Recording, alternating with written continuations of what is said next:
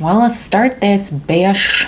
Hello everybody and welcome to another episode of Let Me Learn Ya, and in today's episode we are going to be learning the difference between probiotics and prebiotics. I don't know why I'm putting this accent on. What even is this accent? I don't know. Probiotics and prebiotics are literally everywhere. They're like the new fiber, the new protein. You will find marketing for probiotics in food, in skincare, hair care, everything. Toothpaste, deodorant. But I have heard from some of you that you're confused between what a probiotic is and what a prebiotic is, and it's kind of hard to keep them straight in your head. So in today's episode, you are going to learn the difference between probiotics and prebiotics, what the definition of these two items are according to the scientific community, so that you will no longer be fooled by all those dastardly, jerky marketing companies out there that are trying to steal your gold.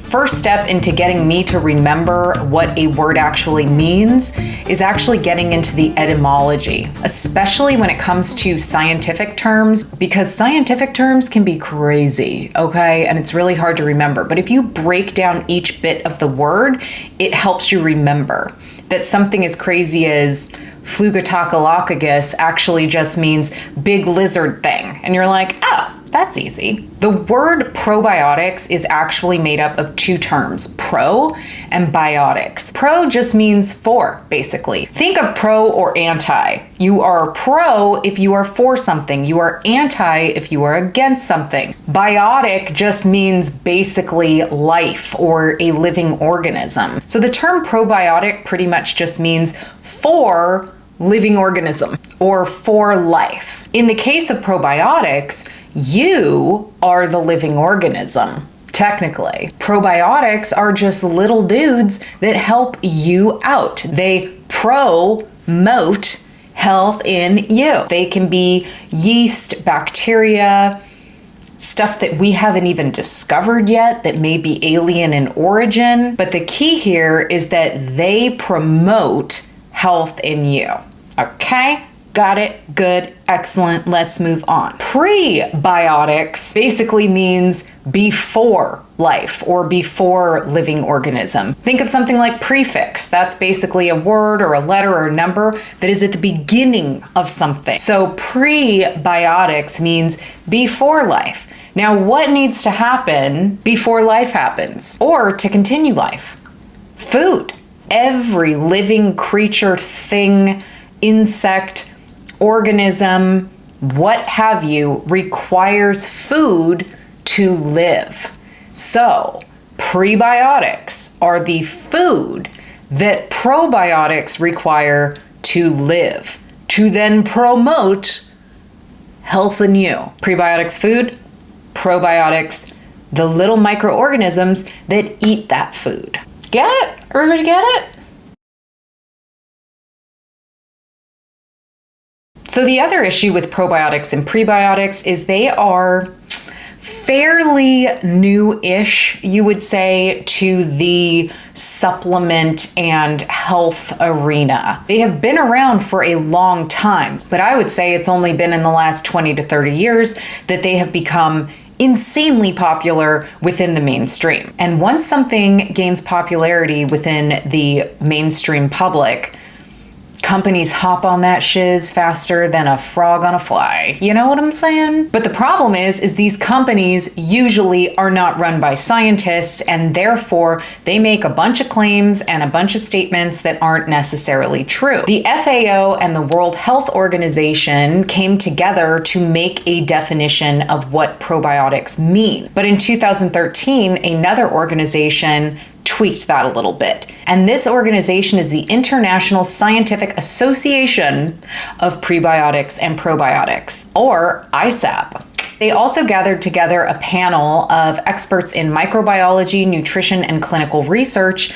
to come up with an agreed upon definition for prebiotics as well. And these are the results. Probiotics are live microorganisms that, when administered in adequate amounts, confer a health benefit on the host. So dumbed down into my terms. Basically, a probiotic is a type of bacteria or yeast or what have you that when you take a specific amount of it, you actually get health benefits, whether that's digestive health benefits, immune support, whatever. There's some key things you want to focus on in their definition. Number one, the term live. You have no way of knowing that the probiotics that you purchase in the store are alive. If products are selling you dead microorganisms, they are not technically probiotics anymore. They are actually something entirely different, which again is another story for another time. The other thing to consider is that live microorganisms may be present in multiple foods and supplements. But only characterized strains that have been shown through research to promote health in a living organism are considered probiotics. Probiotics are classified based on genus, species, and strain. There can be types of probiotics within the same genus, within the same species, that have completely different effects on the living organism. You have probably heard the term lactobacillus, but that is a species, and there are so many different strains that fall under lactobacillus. So to say that lactobacillus is really good for digestive health, is it lactobacillus casei? Is it lactobacillus plantarum? Does it have a different number behind it?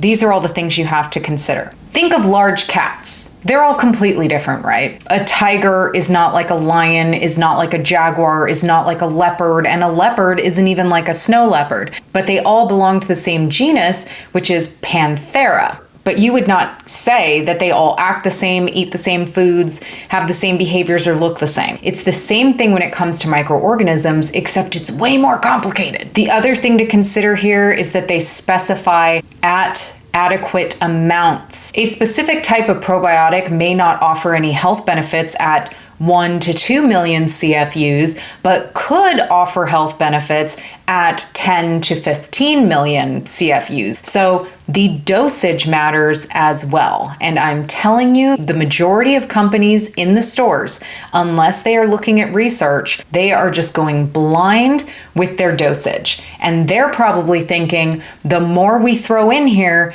the better, which is probably why most probiotic supplements you see out there are like 50 billion CFUs, 10 trillion CFUs. But just because a probiotic has a higher amount of CFUs does not mean that it offers any more health benefit than one of a lower dosage. Last thing to consider based on this definition, foods like yogurt, kimchi, sauerkraut, these are not probiotics. They are not even probiotic foods. They should be classified as fermented foods because with these foods, unless all of the microorganisms have been wiped out from extreme heating and then the company adds in specific strains, there is no way of knowing how many microorganisms are in there, all the different types of microorganisms. You will always have different types of microorganisms and different amounts. So that's why, based on their definition, those foods are not probiotics. Additionally, there isn't enough research at this time to definitively say what health benefits individuals get from those foods. The definition that they all agreed upon at the end of this conference for prebiotics is a substrate that is selectively utilized by host microorganisms conferring a health benefit. You want to know my simplified version of that definition? It is a thing.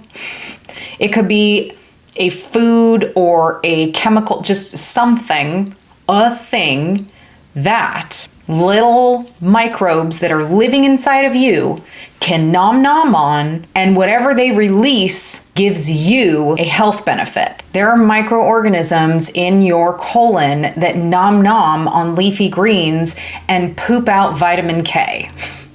And vitamin K is one of the essential vitamins that we need for blood clotting, for instance. So that kale, in this case, would be the substrate. They specifically left substrate undefined because it can be multiple things. Based on research and evidence, what are the things that these little microorganisms nom on that promote health in you? Readily fermentable fiber, not all fiber, the kind that they can nom on and poop stuff out. Polyphenols are a type of plant chemical that previously we knew that they were promoting health benefits in humans, but then we realized that about 95% are not absorbed in the small intestine. So we were like, how are these polyphenols promoting health in human beings if we're just excreting it?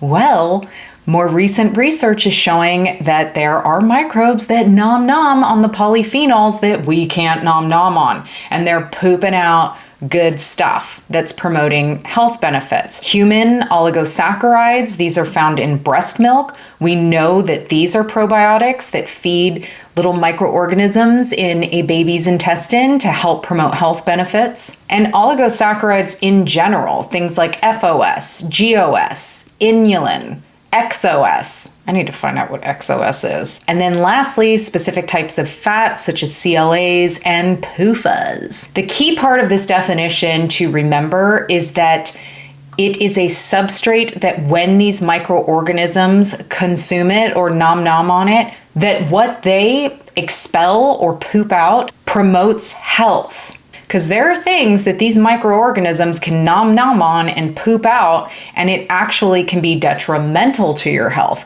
or do nothing at all. Things that are still technically acting as food for these microorganisms, but have not been shown to promote health in us or have possibly negative effects are proteins and fats, vitamins, antibiotics, and less fermentable fiber. So how cool is all of that? You guys get it now? You get the difference between probiotic and prebiotic? Prebiotics are the food that feed the probiotics inside of you that then go to promote health in you. What wonderful little creatures. Have you thanked them today? Eat something high in polyphenols. Coffee and wine, you guys. Coffee and wine. Just saying. You didn't hear it from me. If you all would like to hear more about the health benefits and the research behind probiotics and prebiotics, leave a comment below. I am also leaving a link in the description to the ISAPP. They have a lot of helpful information for people that maybe aren't like super savvy with the science, helpful infographics that break down everything that I said. So if you've watched this video and you're still going, what the hell? Was she drunk when she made this video? What is wrong with her? I have no idea what she said. Head to that website and check out all of their free information. So you're basically a microbiologist now. You can tell everybody you're an expert, wow your friends at parties. I hope you guys enjoyed this video and have a wonderful week, and I will see you in the next one. Bye! AKA kitty cat meows in my backyard colon. I'm probably losing everybody at this point. I'm pretty much lost, but I'm gonna keep going with it. What kind of a world do we live in where I can't make money if I say the word think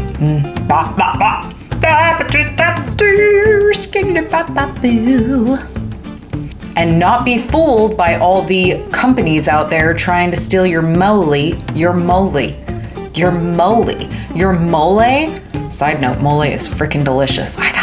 If anybody has a really good mole recipe, like passed down from generation to generation, call me. Write to me, do something, I want it. I have hair. I've got hair down to there. What is wrong with me? I think I have more energy today, you guys. I think I just needed more carbs.